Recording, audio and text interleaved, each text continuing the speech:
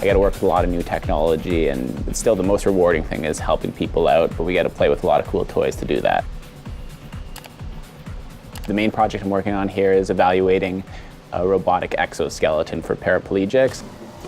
The Karen machine, it's a computer-assisted rehabilitation environment, and it is basically a virtual reality motion capture lab.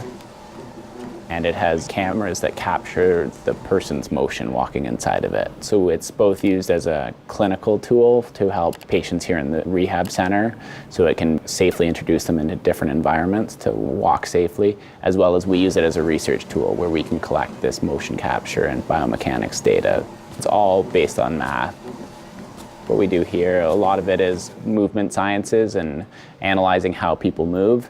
And so we use trigonometry to calculate joint angles and how the different parts of the body are moving. We have to use calculus, which calculates the positions, velocities, and accelerations of the joints. And we also do a lot of research, and that's how we explain what we're doing. And for that, we use statistics.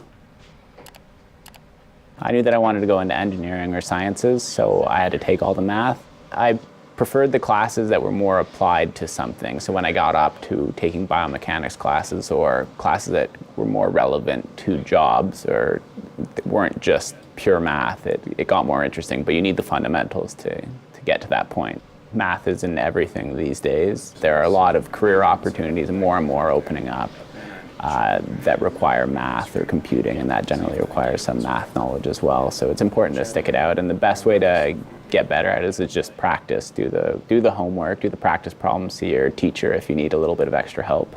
If you're having trouble with it, address it early rather than waiting till the final exams, because that's never fun, and it does happen to everyone. Gonna bring you up to 1.2.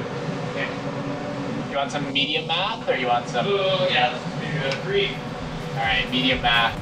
We're moving towards something that's actually helping people out. That's a good way to measure success. If the exoskeleton's working and people are happy with it, we're generally seeing that as a positive and a successful thing. Also, if we're finding problems with it that are being addressed and fixed, that's a good thing too. I think it's awesome that I get to do engineering, and the parts that we're designing are going to be helping people in the future.